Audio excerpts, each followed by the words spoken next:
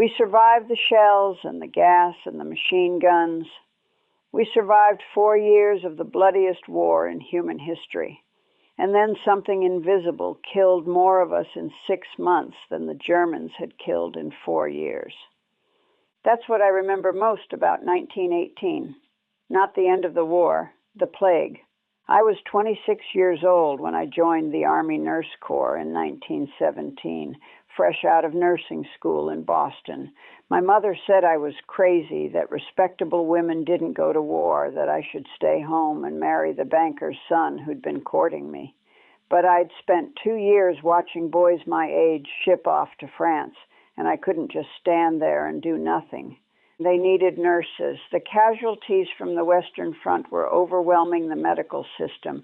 So I volunteered, got my commission as a second lieutenant, and by March of 1918, I was on a transport ship heading to France. I thought I was prepared. Nursing school had been rigorous. We'd seen trauma cases, infectious diseases, difficult births.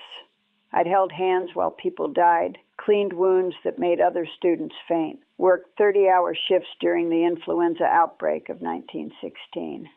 I was young, but I wasn't naive. I knew what suffering looked like. Or so I thought. The first military hospital I was assigned to was Base Hospital Number 5, near Verdun, a sprawling tent city filled with wounded men from every army in the war. American, British, French, even some German prisoners. The surgical wards were the worst. Boys with limbs blown off, faces destroyed by shrapnel, abdominal wounds that we knew were fatal but had to treat anyway. The head nurse, Captain Margaret Sullivan, was a veteran from Boston City Hospital. Hard as nails, efficient, no tolerance for weakness. She walked me through the wards on my first day. Past rows of cots filled with broken men, past surgical tables stained with blood, past the dying ward where we sent the ones we couldn't save. You're going to see things that will haunt you, she said. Boys burning up with gas gangrene, faces reconstructed with tin masks because there's nothing left beneath, men crying for morphine we can't give them because we're running low. This is what war does, and we're the ones who have to clean up the mess. She was right. The first month was brutal. 12-hour shifts that stretched to 16, sometimes 20. Never enough supplies, never enough beds, never enough morphine. Boys dying of wounds that could have been treated if we'd had better equipment, more antibiotics, more time. But I adapted. We all did. You learn to compartmentalize, to see patients as cases rather than people. You have to, or the grief will drown you. By summer of 1918, I could amputate a gangrenous limb, close up a chest wound, pronounce a boy dead, and move to the next patient without breaking stride. I thought I'd seen the worst the world had to offer. Then September came, and the world showed me I was wrong. The first cases appeared in late September, young soldiers coming in from the front with what looked like routine flu, fever, cough, body aches. We set them up in isolation tents, gave them aspirin and fluids, expected them to recover in a few days like you would with any normal influenza. They didn't recover. Private James Walker from Ohio, 20 years old, healthy as a horse, came in on a Monday with a fever of 101. By Tuesday, his temperature was 104, and he was coughing up blood. By Wednesday, he was drowning in his own fluids, his face turning blue from lack of oxygen. By Thursday morning, he was dead. 3 days. From healthy young man to corpse in 3 days. We thought it was an anomaly, bad luck, maybe an underlying condition we'd missed. Then 5 more came in with the same symptoms, then 20, then 50. Within a week, we had 200 cases, and they were dying at a rate that made combat casualties look manageable. Captain Sullivan called an emergency meeting of the nursing staff. Her face was gray, hands shaking. I'd never seen her rattled before. "This is spreading faster than anything I've ever seen," she said. The mortality rate is roughly 40%. It hits fast, kills faster. We don't have a treatment. We don't even know what it is. All we can do is provide supportive care and pray. The symptoms were horrific. High fevers that wouldn't break. Coughing fits that brought up blood-tinged sputum, sometimes pure blood. The worst cases developed what we called heliotrope cyanosis. Their faces would turn blue, then purple, then almost black as their lungs filled with fluid and they suffocated on dry land. I watched strong young men, boys who'd survived Belleau Wood and the Argonne, drown in their own beds. Watched them gasp for air that wouldn't come. Watched the terror in their eyes as they realized they were dying. Watched the light go out while I held their hands because there was nothing else I could do. By early October, the hospital was overwhelmed. Every bed was full. We set up additional tents, put cots in the hallways, eventually just laid mattresses on the ground. The surgical wards had to be partially converted to flu wards. Men with combat wounds waiting for surgery were dying of influenza before we could operate. The medical staff started getting sick too. 3 doctors went down in the first week of October. 5 nurses, including my roommate, Lieutenant Sarah Chen from California. Sarah was one of the strongest people I knew. She'd worked the trauma wards without flinching, had nerves of steel. She came back from her shift one evening complaining of a headache. By midnight, she had a fever. By morning, she was coughing blood. I sat with her when I could, held her hand, gave her water she couldn't keep down. She died on the 3rd day, drowning in her own lungs while I watched, helpless. 27 years old, survived nursing school, survived 6 months at the front, killed by something we couldn't see and couldn't fight. After Sarah died, I stopped sleeping, couldn't afford to. We were down to half our nursing staff, and the cases kept coming. 18-hour shifts, sometimes 24. Working until you collapsed, grabbing a few hours of rest, then back at it. November was hell. The armistice came on the 11th, and we should have been celebrating. The war was over. We'd won. But the influenza didn't care about treaties or victories. It kept killing, kept spreading, kept turning healthy young men into corpses. The dying ward, we called it that officially now, stopped pretending it was anything else, was always full. We'd put the worst cases there, the ones whose lungs were too far gone, whose cyanosis was too advanced. All we could do was make them comfortable, which was a euphemism for give them morphine and wait for them to die. I spent more time in the dying ward than anywhere else. Someone had to be there, had to hold their hands, had to tell them they weren't alone. Most of them were so young, 18, 19, 20 years old. They'd call for their mothers. All of them, no matter how tough they'd been in combat. In the end, they called for their mothers. Corporal Michael Donovan from Brooklyn, face turning purple, drowning in his own fluids. He grabbed my hand with strength I didn't know he had left and whispered, "Tell my ma I wasn't scared. Tell her I thought about her." I promised I would. He died 5 minutes later. I never found his mother's address to keep that promise. The bodies piled up faster than we could process them. The morgue tent overflowed. We had to stack corpses outside, covered with sheets, waiting for burial details that couldn't keep up. In November, in France, the cold at least kept them from decomposing too fast. Small mercies. We tried everything: aspirin, morphine, oxygen when we could get it. Some doctors experimented with bloodletting, thinking it might relieve the congestion. It didn't work. Nothing worked. We were fighting a war we couldn't win with weapons that might as well have been sticks and stones. The worst part wasn't the dying. It was the speed. You'd have a boy sitting up in bed in the morning, chatting, joking, talking about going home. By evening, he'd be coughing blood. By the next morning, he'd be dead. The disease moved faster than anything I'd ever seen, faster than gangrene, faster than hemorrhage, faster than anything except maybe a direct shell hit. And it was random. That was the cruelest part. There was no logic to it. Strong men died while weak men survived. Young, healthy soldiers died while older officers with war wounds pulled through. It didn't matter if you were brave or cowardly, religious or atheist, American or German.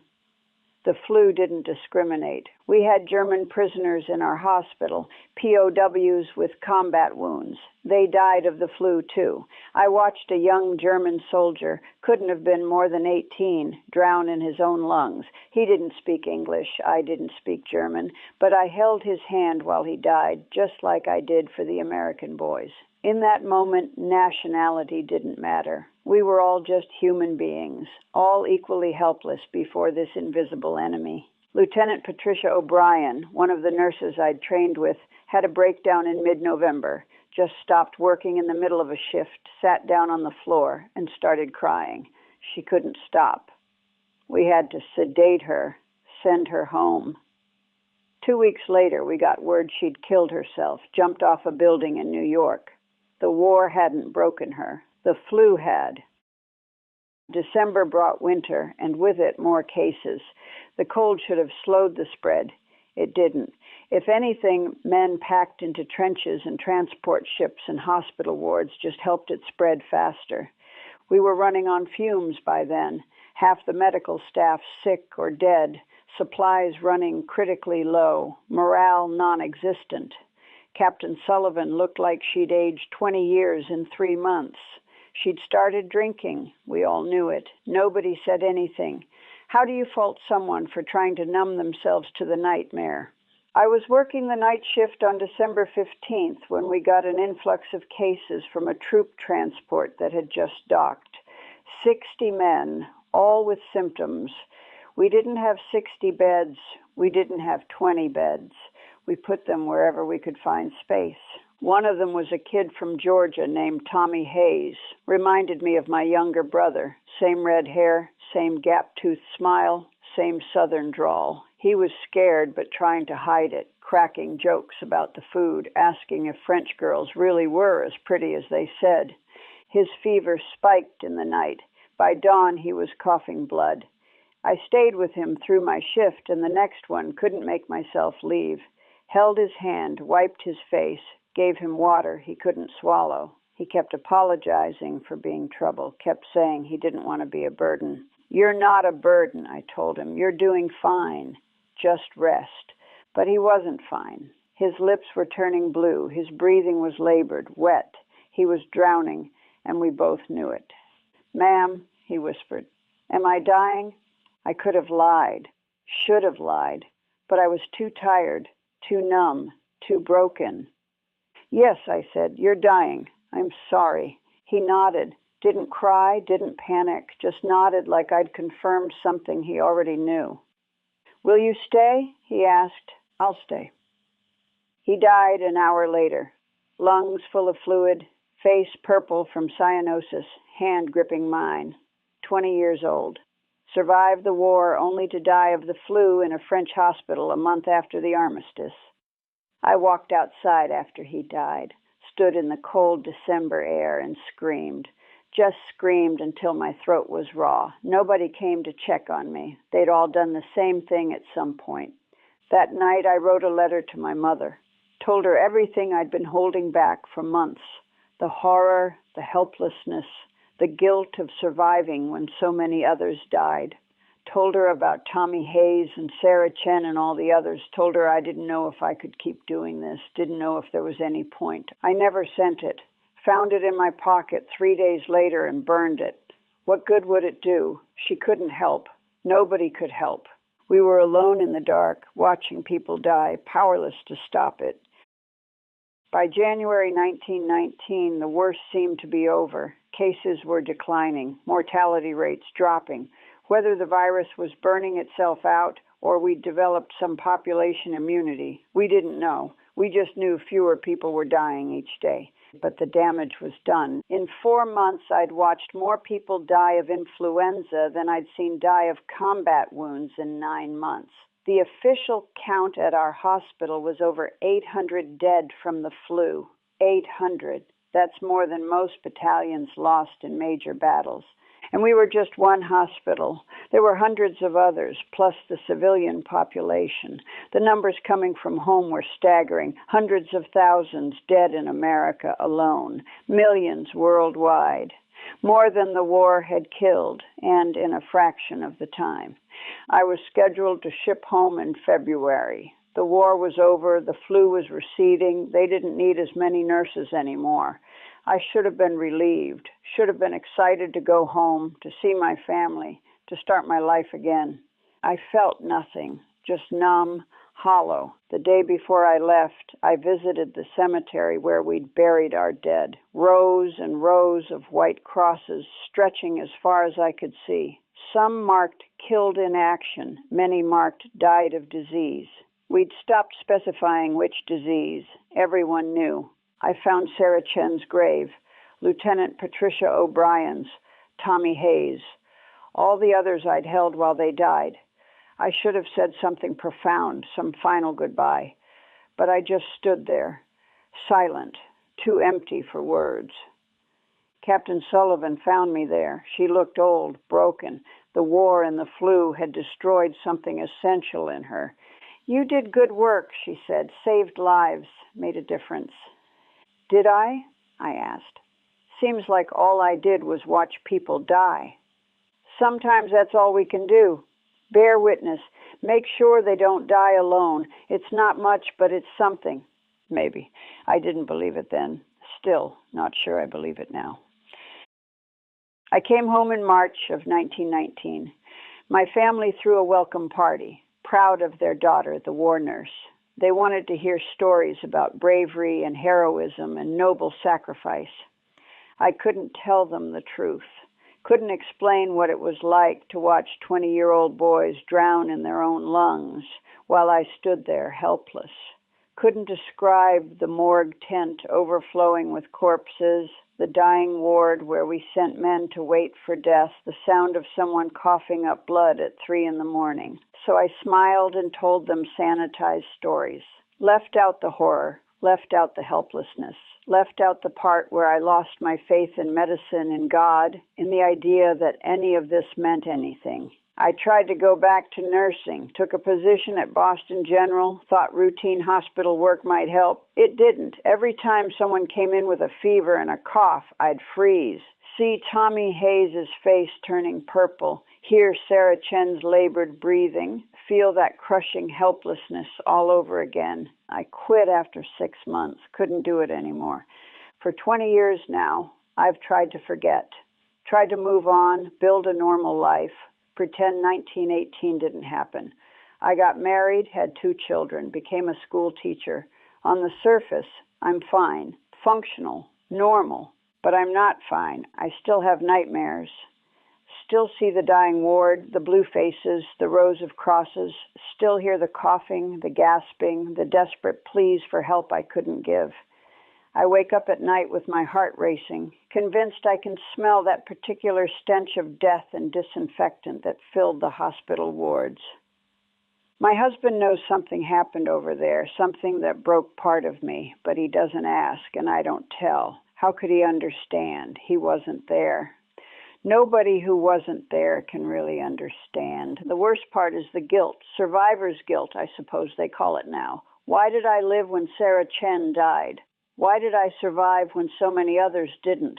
I wasn't stronger or smarter or more deserving. I just got lucky. Random chance in a random plague. And what did I do with that luck? I ran away from nursing, abandoned the profession. All those years of training, all that experience, and I couldn't face going back. The boys who survived the war and the flu, they had to rebuild their lives with missing limbs and shattered nerves. I survived intact and still couldn't cope. Sometimes I think about Tommy Hayes, wonder what he could have become if he'd lived. He'd be 40 years old now, might have had a family, a career, a life. Instead, he's been dead in French soil for 20 years, killed by something invisible, something we couldn't fight or predict or prevent. The war killed millions, but the flu killed more and faster and more indiscriminately. And nobody talks about it. There are no monuments to the flu victims, no parades for the nurses who fought it. No glory in dying from disease instead of enemy fire. We're just supposed to forget, move on, put it behind us. But I can't forget. I close my eyes and I'm back in that hospital ward, holding hands with boys who are drowning on dry land, watching them die while I stand there useless. Trained medical professional, years of education, and I couldn't do anything except bear witness to their suffering. People ask me sometimes about the war, about my service. They expect stories of heroism, of lives saved, of making a difference. They want to hear that it meant something, that the sacrifice was worthwhile. I don't know what to tell them. I spent 9 months treating combat wounds, horrific injuries, boys blown apart by shells and bullets. That was terrible, but at least we could do something. Clean the wounds, perform surgery, amputate if necessary. We had tools, techniques, treatments. Sometimes we saved them. But the flu, we were helpless, absolutely helpless. We couldn't prevent it, couldn't treat it, couldn't cure it. All we could do was watch young men die, fast and afraid and alone, hold their hands and pretend we had any control over what was happening. That's what breaks you, not the blood or the death or the suffering. It's the helplessness, the knowledge that for all your training and expertise and dedication, you're powerless. That nature can kill more efficiently than any army, any weapon, any human cruelty. The war ended in November 1918, but the plague kept going, kept killing through the winter and into 1919. By the time it burned out, it had killed somewhere between 50 and 100 million people worldwide. More than the war, more than any war in history. And nobody remembers. The war gets the monuments and the history books and the remembrance days. The flu is a footnote, a side note in the story of 1918. But I remember. God help me. I remember every face, every name, every boy who died while I held their hand. Every nurse who died at my side, every morgue tent full of corpses stacked like cordwood. I remember and I can't forget. 20 years later, I'm 46 years old. I have a good life, a loving family, a comfortable home. On paper, I'm fine. I survived. I moved on. But part of me never left that hospital in France. Part of me is still standing in the dying ward, watching boys turn blue, hearing them call for their mothers, feeling their hands go limp in mine. The guns stopped in November 1918, but the dying didn't. And for those of us who survived, who bore witness, who stood helpless while the plague took whoever it wanted, we never really came home. And we're still in those wards, still trying to save lives we can't save, still carrying the weight of all that helpless witnessing. Still wondering why we survived when so many others didn't. Still searching for meaning in something that had no meaning at all. Just random death on a scale that made war look merciful. That's what I remember about 1918. Not victory, not the end of war, just the plague and the dying and the terrible knowledge that sometimes there's nothing you can do but watch.